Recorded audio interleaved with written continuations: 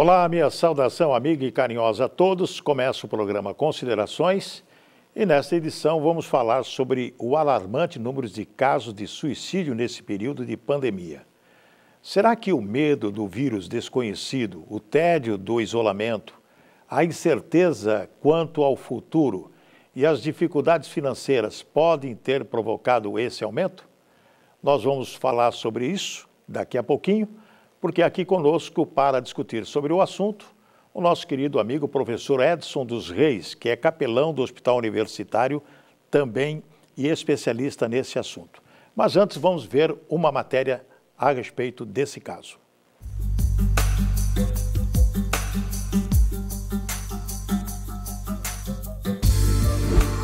O mês de setembro está amarelo para alertar sobre o suicídio, um tema que ainda é tabu na sociedade, mas que precisa ser tratado. Com a pandemia da Covid-19, psicólogos e psiquiatras verificaram um aumento no número de queixas de saúde mental e no número de casos de suicídio. A chamada quarta onda da pandemia tem afetado a saúde mental de todos em menor ou maior grau, e a falta de contato físico, a solidão, estresse, incerteza, angústia, medo, tristeza e a dor da perda também se espalharam com a mesma velocidade que o vírus. O avanço da pandemia e a consequente crise econômica gerada em escala global acendeu a luz amarela de alerta da Organização das Nações Unidas por meio da Organização Mundial de Saúde, que recomendou a governos nacionais para que priorizassem o atendimento à saúde mental, da mesma forma que o enfrentamento à Covid-19.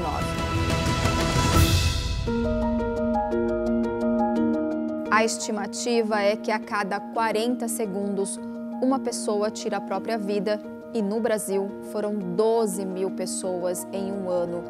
E o suicídio é uma causa de morte evitável em 90% dos casos.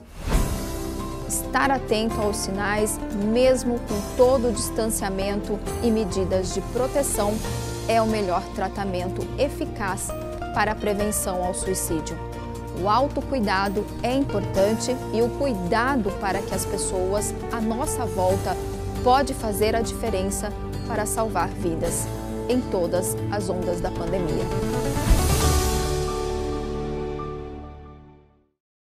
Muito bem, estamos aqui com o nosso querido professor Reis. Muito obrigado, professor, mais uma vez estar conosco aqui nesse programa Considerações da sua TV Assembleia. E o senhor que é especialista nesse assunto, estamos em plena pandemia já há mais de um ano. O que o senhor avalia a respeito de casos de suicídios nas classes, desde criança até pessoas idosas, adultos e idosos? Bom, em primeiro lugar, obrigado pelo convite e agradecemos estar aqui para falarmos desse tema que é de alta complexidade, mas necessário nós abordarmos. Bom, em primeiro lugar, esse período de pandemia traz para nós algo novo. Novo para algumas pessoas, que é o sentido da vida. O que é a vida, né? Isso demonstra que nós hoje podemos entender um pouco que coisas simples do nosso dia a dia hoje, que antes nós não dávamos tanto valor, hoje nós damos, que é a liberdade, o ir e vir e principalmente o encontro com as famílias. E isso tem trazido também alguns desgastes emocionais. Alguns estudos feito a nível de Brasil, com universitários brasileiros, com essa demanda infelizmente, de pandemia, onde 19 países foram estudados e o Brasil está um dos grandes estatísticas desse estudo, demonstra que os estudantes brasileiros, quase 80%, sofreram algum distúrbio mental, principalmente a questão da ansiedade e depressão. Desse volume, 17% pensaram em ideação suicida, tiveram pensamento suicida.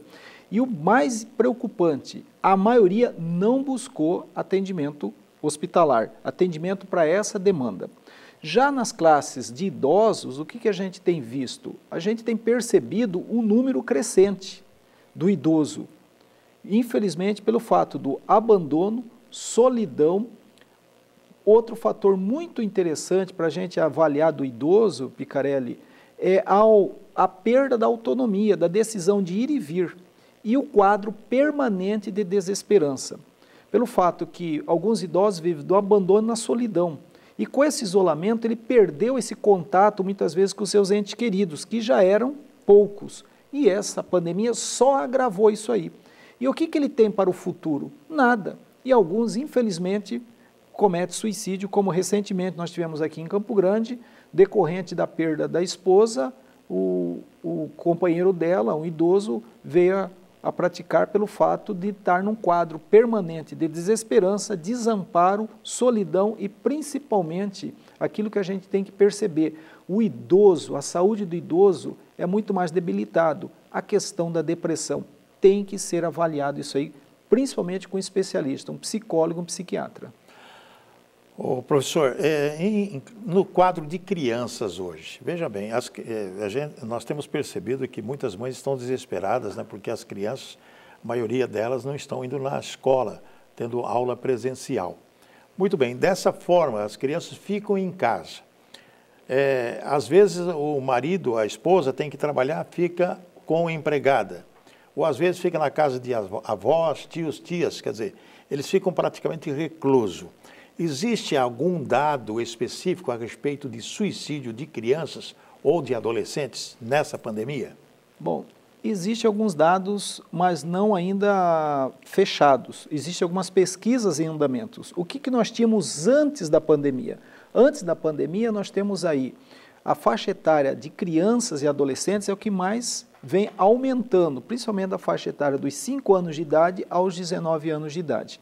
Mas a faixa etária que mais tinha óbito decorrente ao suicídio, dos 11 anos de idade aos 19 anos de idade. E isso não diminuiu, infelizmente. O que ocorre é que nós precisamos entender que criança tem sofrimento, angústia, medo, pânico e principalmente ansiedade e depressão. Isso é muito negligenciado por parte dos pais. No Brasil é muito difícil nós tabularmos essas pesquisas, Picarelli, decorrente à dificuldade da família autorizar essas pesquisas, porque elas preferem entrar no viés de acidente doméstico do que propriamente a criança ter cometido o suicídio. Já o adolescente, o impacto é um pouco maior, porque muitos adolescentes, quando idealizam esse desejo de cometer o suicídio, eles postam em redes sociais ou comunicam antecipadamente, tá? No mundo virtual dos colegas. Mas, infelizmente, é uma tragédia, o suicídio entre crianças e adolescentes no Brasil é uma realidade, e o que a gente tem percebido? Últimos dados, alcoolismo, a violência dentro da casa, hoje todo mundo da casa, o pai, principalmente o homem, que é dependente do álcool, aumenta e potencializa a violência doméstica contra a criança e a esposa. E isso tira da criança aquilo que nós chamamos de segurança do ambiente, ou seja, a família, o lar, que deveria ser um local de segurança, se torna um local de risco para e potencializa o desejo de morte. Por quê?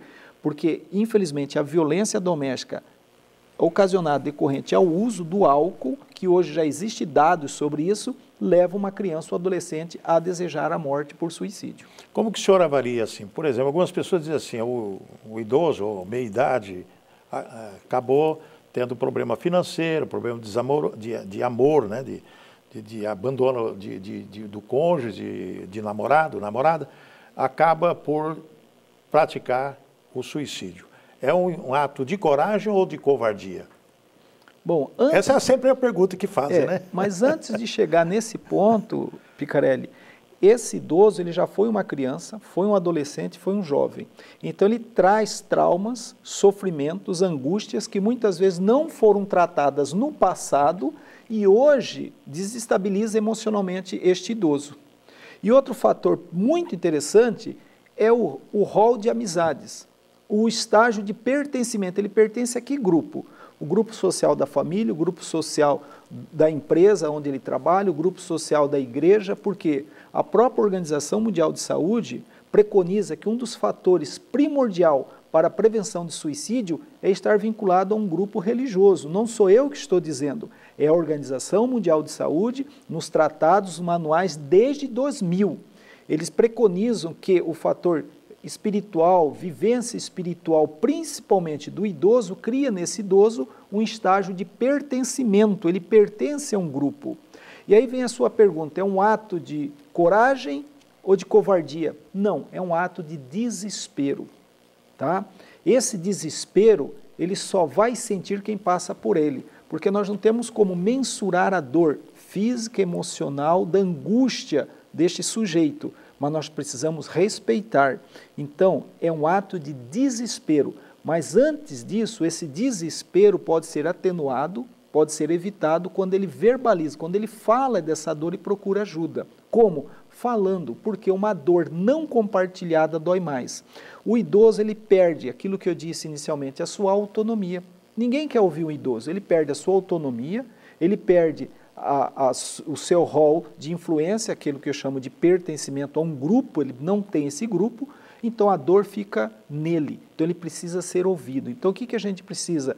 Uma educação, uma psicoeducação de ouvir o idoso, mas não ouvir ele com crítica, porque às vezes o idoso é muito repetitivo e a gente cansa. É ouvir e perguntar aonde dói e como eu posso te ajudar. São palavras simples que podem evitar o suicídio do idoso. Então não é um ato nem de covardia nem de coragem, é um ato de desespero, onde muitas vezes ele não tem aonde falar, não tem onde buscar ajuda e ninguém quer ouvi-lo. No início dessa pandemia, quando se começou e foi divulgado, as emissoras de televisão, redes, médicos, Ministério da Saúde, enfim, todos, antes de vacina, de que o perigo seria entre os idosos, né? Os idosos seriam o alvo principal dessa doença. Passado algum tempo, já desceu para a idade, média idade, e inclusive com adolescentes, jovens morrendo aí. Esse vírus parece que não escolhe idade, não escolhe absolutamente nada. Pessoas sadias acabam morrendo e pessoas com problemas de saúde também acabam morrendo. Muito bem, as pessoas são convidadas às vezes por prefeitos e governadores, etc., fiquem em casa durante um período, fecha tudo, lockdown, ou abre tudo, ou continua trabalhando, ou não trabalha. O efeito na mente dessas pessoas, o professor, o que significa a pessoa de ficar presa dentro de casa? E eles fazem um questionamento, não conseguem ficar dentro de casa, eles querem sair, as pessoas querem sair. Qual é o efeito psicológico na mente dessas pessoas, não importa a idade, que estão ciciadas de liberdade, de ir e vir? Primeira questão é a insegurança. Pelo fato que é um vírus novo, por mais que já tenha um ano, mas parece que ele é mutável. Cada dia aparece uma cepa nova. E isso traz insegurança. E essas questões de abre e fecha, vai e vem, cria no ser humano, no sujeito, uma questão de insegurança. Porque se eu ficar, eu estou angustiado, porque o ser humano ele não foi feito para ficar preso, ele foi feito para ser livre, livre até de pensamento, no chamado livre-arbítrio, que Deus não interfere. Então, quando você prende e abre, cria um estágio de insegurança, medo. E este medo associado à insegurança vem o que? Aquilo que nós chamamos de ansiedade.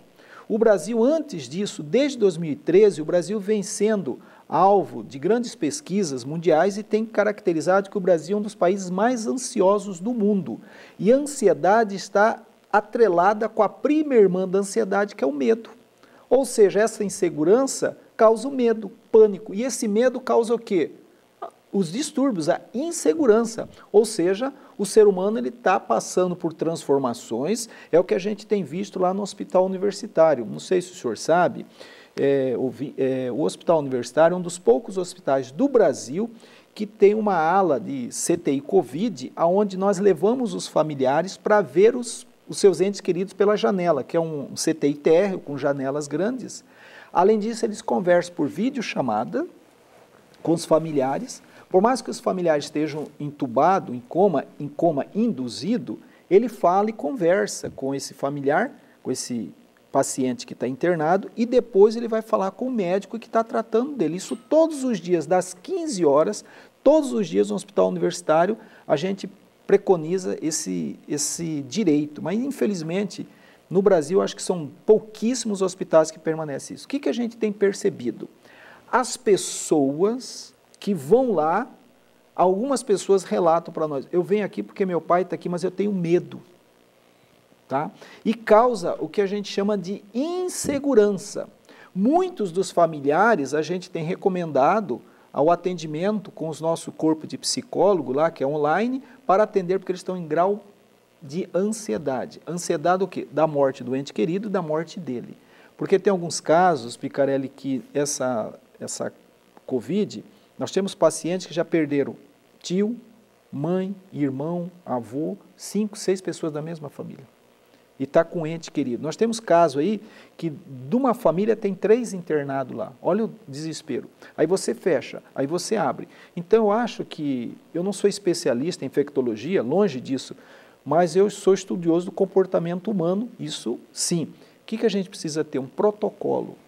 Está certo que o Brasil é um país continental, é difícil nós termos algo que funciona no norte e vai funcionar no sul, mas eu acho que a gente precisa ter uma unanimidade de pensamento. Eu acho que essa pandemia, Picarelli, eu acho que nós precisamos fazer um pacto nacional. Pararmos um pouco de criticar e apontarmos possíveis soluções. Eu acho que essa pandemia, eu pensei no início que nós iríamos aprender alguma coisa com ela para crescermos o Brasil, mas eu não estou vendo isso. É o contrário. Eu estou vendo vários palanques. De todas as esferas, esses palanques. Eu acho que estava na hora de nós criarmos um pacto nacional de uma saúde pública séria, principalmente a questão da saúde mental.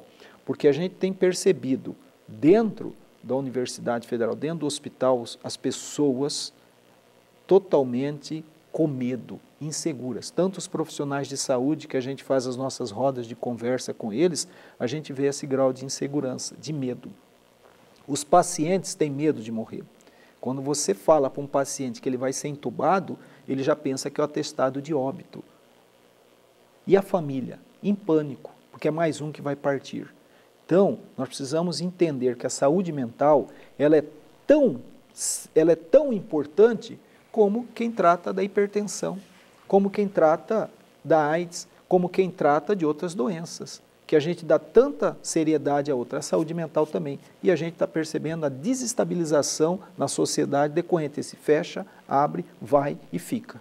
Professor, o senhor que é especialista, também bombeiro, né, capitão bombeiro, psicólogo, estudioso do assunto, já com larga experiência, o que o senhor pode nos falar? Porque muitas pessoas saem do hospital com sequelas terríveis.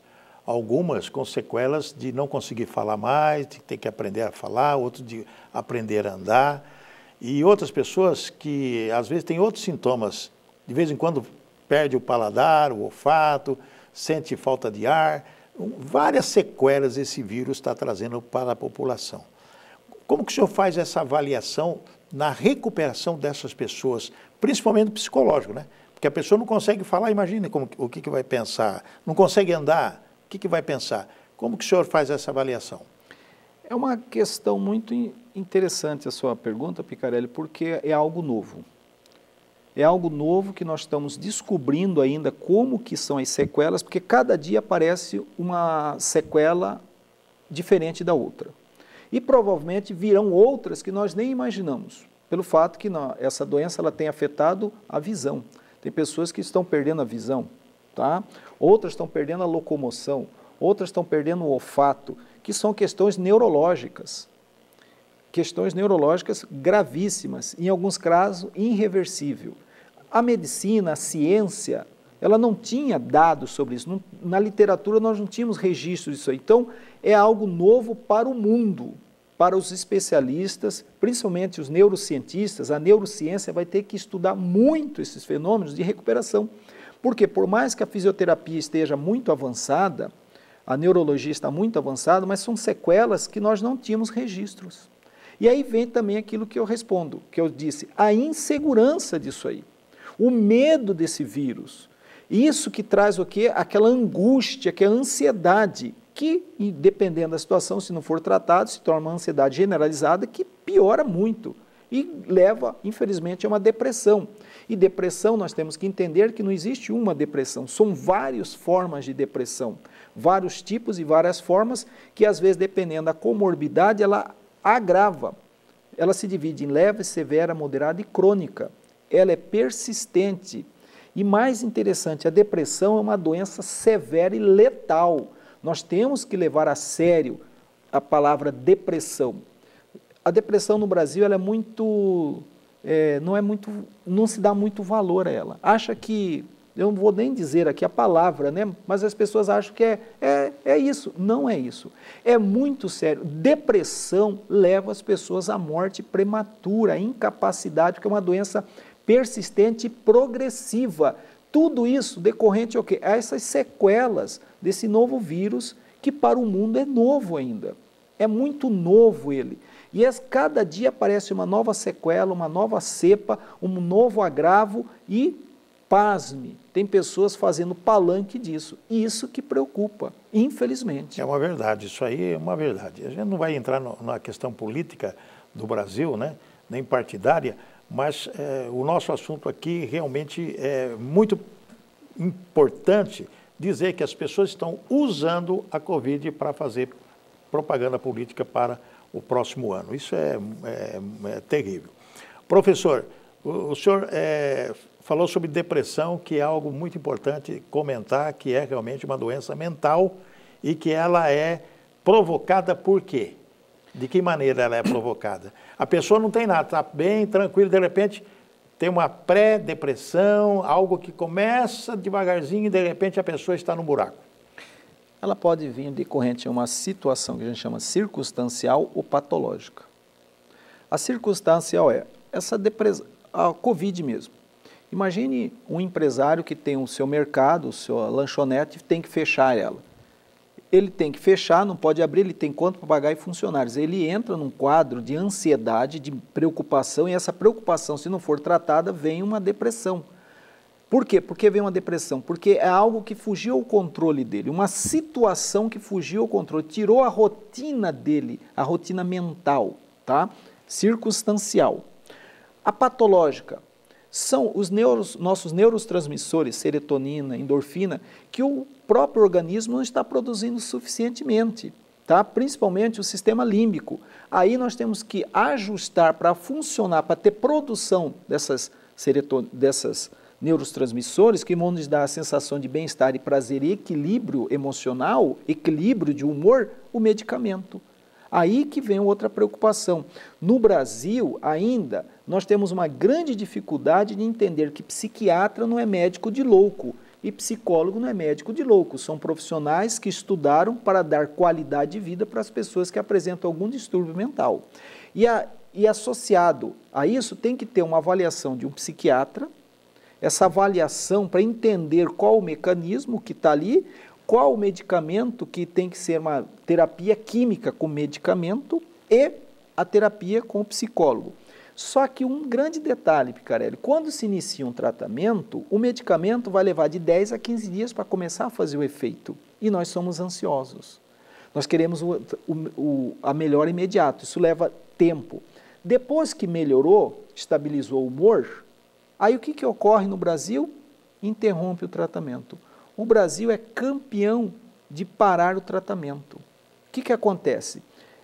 Pessoas que cometem suicídio, estudos pelo psiquiatra Bodega, uma das grandes autoridades no Brasil, com vários livros publicados, pessoas que cometem suicídio, uma grande parte foram nos seus médicos, no psiquiatra, no psicólogo, 3, 4 meses antes.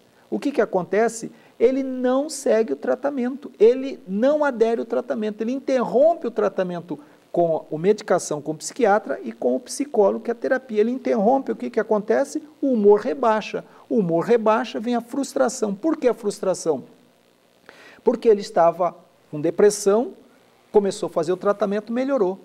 Parou de tomar o medicamento, vai vindo novamente a depressão, então ele fica frustrado. Ele não sabe lidar com frustração, porque a ansiedade leva a isso. E muitos levam a óbito decorrente ao suicídio, por esse estágio. Então, o que ocorre? Nós precisamos entender que psiquiatra é um médico como outro qualquer e o psicólogo é essencial para estabilizar o humor, a terapia química e a terapia com o psicólogo. Professor, os dados dizem que praticamente 14 milhões de desempregados no país, né? Desses 14 milhões, 5 milhões não procuram mais emprego, não levam mais currículo para lugar nenhum, abandonam e passam a trabalhar da maneira que dá, na informalidade. Como que fica a cabeça dessas pessoas desempregadas que abandonaram realmente, não vão procurar mais emprego porque não conseguem, e aqueles que estão trabalhando na informalidade? A cabeça dessas pessoas, como que funciona? Essa ansiedade, são pessoas que entram vão ficar depressivas? Como que funciona a cabecinha dessas pessoas, o senhor que é um especialista nisso? Depende muito da resiliência de cada um. Porque aí nós temos que trabalhar com a subjetividade do individual. Nós nunca podemos, para a gente ter um pensamento coletivo, a gente tem que fazer uma análise tabulado, qualitativo, quantitativo. Mas a subjetividade do sujeito é interessante, a resiliência. Como ele vai superar isso? Ele está tendo apoio aonde? De quem? Tá? A família é essencial. Picarelli, a família ela tem dois fatores, o fator protetivo e o fator de risco para o suicídio. O fator de risco é o apoio, está ali apoiando. O fator de risco é a crítica. Eu recentemente ouvi de uma pessoa que, infelizmente, no ambiente familiar, que você vai encontrar os maiores críticos dos seus sonhos. A instabilidade econômica trazida desse desemprego vai trazer um transtorno. É óbvio que vai. E aí vem, qual é o primeiro? Alcoolismo. Infelizmente, a pessoa vai buscar a fuga no álcool. Segundo, o álcool vai desestabilizar emocionalmente, ele se torna violento. E essa repercussão vai aonde? Na casa, na família. Tá? E aí vem o que? A violência doméstica. Hoje, infelizmente, Mato Grosso do Sul é um dos estados com maior taxa de feminicídio e, felizmente, o álcool potencializa esse grau de agressividade, essa coragem, ele perde o seu sentido moral. Vai lá. E se a gente for avaliar, a questão do desemprego é a questão da perda do status de pessoa. Uma pessoa desempregada, hoje em dia, ela é invisível, ela não existe. Ela deixa de ser pessoa, ela se torna indigente, indigno de ser gente porque falta do emprego. Ele se diminui muito mais. Então, quando a gente fala que uma pessoa está desempregada, para ele é horrível. Então, ele vai se diminuindo mais. Por isso que é interessante hoje nós fazermos estudos, principalmente desse impacto social na mente das pessoas. E aí que vem, quando fala que uma pessoa está desempregada, ele afeta quantas pessoas? Imagine um chefe de família desempregado, a esposa e 3 filhos. Então afeta todo esse grupo social, esse núcleo social familiar e vai ter uma instabilidade emocional. Sim, isso é óbvio. A primeira é a ansiedade. A segunda é a angústia, não consegue. Ele sai de manhã e volta, não consegue. Tá? Ele tem que ter apoio da família, tem que ter um apoio social e aí volta. Qual o grupo social que ele pertence, qual o estágio que ele pertence, porque uma pessoa desempregada, Picarelli, se ela, nesse quadro que nós estamos já há algum tempo, nós podemos perceber que é um quadro de pessoas da população brasileira que está num quadro permanente de desesperança, desamparo e desamor. E isso é preocupante. Vai desestabilizar emocionalmente, sim, esse sujeito. Professor, vendo uma reportagem, uma série de reportagens, uma rede de televisão, 40 milhões de pessoas passando fome no Brasil, um Brasil que o PIB subiu 5,6%, uma das boas economias do mundo, primeiro lugar em exportação de grãos e outros produtos também, carne, etc. E 40 milhões de pessoas passando fome. E eu gostaria que o senhor fizesse uma análise, para encerrar o nosso programa, sobre o que pensam esses brasileiros. Lógico, na região nordeste, que acontece isso nos grandes sertões, as famílias passando fome, porque com 8, 5, 6, 7 filhos e não ter o que comer, dependendo da ajuda do governo com aquele dinheiro que está sendo repassado aí. Mas eu observo que tem uma escadinha de filhos. E tem um terreno grande onde eles moram, eles não conseguem plantar, ou porque não querem, ou porque não têm vontade, que às vezes passam fome porque não querem plantar, não querem procurar outras alternativas. O que acontece com a cabeça dessas pessoas, professor? Bom, em primeiro lugar, Picaré, nós temos que entender que o Brasil é um dos grandes exportadores. Hoje o Brasil alimenta quase 1/4 da população mundial de exportação. Exatamente. É quase 1,5 bilhão de pessoas que dependem do Brasil. E uma parte da população brasileira passa por miséria. Bom, se a gente for avaliar, infelizmente, nós temos visto algumas mudanças climáticas. E essas mudanças climáticas impedem o sertanista de fazer o plantio, porque nada vai plantar. O Brasil diz que aquela terra abençoada, o que planta, colhe. O detalhe é que tem que ter a água. Aí começa. Segundo, eu acho que aquilo que eu disse, nós precisamos ter um pacto nacional. Eu acho que a gente precisa, primeiro, verificar aonde estão isto aí. Nós sabemos. O governo, ele tem o Bolsa Família, a Renda Família, e sabe onde estão. O detalhe é que como ajudar essas pessoas? Como tirar da informalidade? Como colocar água no sertão? Sem várias maneiras. Vamos lá. Nós temos um estado brasileiro que se chama Sergipe. Sergipe é o menor estado do Brasil. Vamos lá. Nós temos o estado de Israel, que é um estado do tamanho de Sergipe, aonde não tem água. Israel não tem água. E eles produzem. E muito, tanto é que eles exportam frutas para o mundo inteiro. O que Israel tem que nós não temos? E aí que está. Nós precisamos aprender com as pessoas. Nós precisamos calçar as sandálias da humildade e dizer o que vocês podem nos ensinar para que possa ter água no sertão, onde pode ter planta, comida no sertão. Tá? O Israel é um parceiro do Brasil. Tem tecnologia. Tem tecnologia. A questão é, queremos isso? Eu volto a dizer, eu conheço o Sergipe, eu conheço o Nordeste, eu conheço o Brasil um pouco. Nunca fui em Israel, mas, gente, Israel produz aonde não tem água, aonde é deserto, areia. Eles produzem, e muito. O que nós precisamos aprender? Eu acho que nós precisamos de um pacto, Picarelli. Eu acho que nós precisamos sentar e ver o que é prioridade para o povo brasileiro. Porque é vergonhoso. Essa reportagem que o senhor está dizendo, eu tenho acompanhado ela. É vergonhoso. Um rapaz de 22 anos dizendo que não quer ter filhos porque uma boca a mais... Ia trazer problema para ele. Ia trazer problema porque ele não tinha o que comer nem para ele e nem para a esposa. Esse é consciente, né? Esse é consciente. Então a gente precisa também ter uma educação para a família. Sabe? Porque naquela região, se plantar, colhe. O detalhe é a água chegar. E aí que está. Nós precisamos calçar as sandálias. Responsabilidades de governo, né? Responsabilidade de governo e, acima de tudo, o que ele quer para as nossas futuras gerações? O que nós queremos para as nossas futuras gerações? Em primeiro lugar, nós precisamos entender que o nosso tema aqui é sobre saúde mental e suicídio. Fator de proteção para uma pessoa não cometer suicídio é a família. O diálogo franco e fraterno, ter espaço de circulação da palavra, espaço para escutar a pessoa em sofrimento e, acima de tudo, não julgar. Não julgue a dor de uma pessoa. Você não sabe o que a pessoa está passando.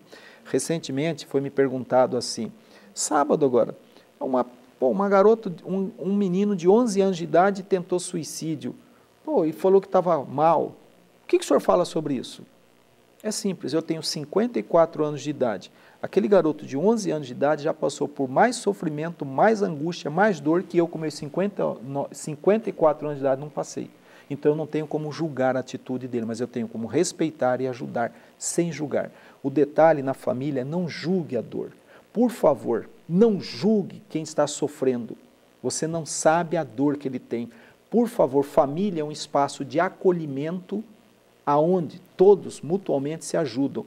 Não julgue, apoie, não condena, apoie. Professor Reis, muito obrigado mais uma vez por estar conosco aqui, muito importante, essas informações e orientações, e agradecemos o senhor mais uma vez por estar conosco. Eu que agradeço, porque é só uma informação, uma informação. Eu não sou psicólogo, mas em dezembro do ano que vem estou me formando em psicologia. Mas você é estudante de 5º ano, então já é praticamente formado. Eu tenho filosofia, teologia, especialização, pós-graduação, todo, mas logo, logo serei psicólogo. Já, para nós já tem toda a condição de ser e de dar essa informação. Muito obrigado. Nós que agradecemos. Ficamos por aqui, estaremos de volta com o próximo Considerações. Até outra vez.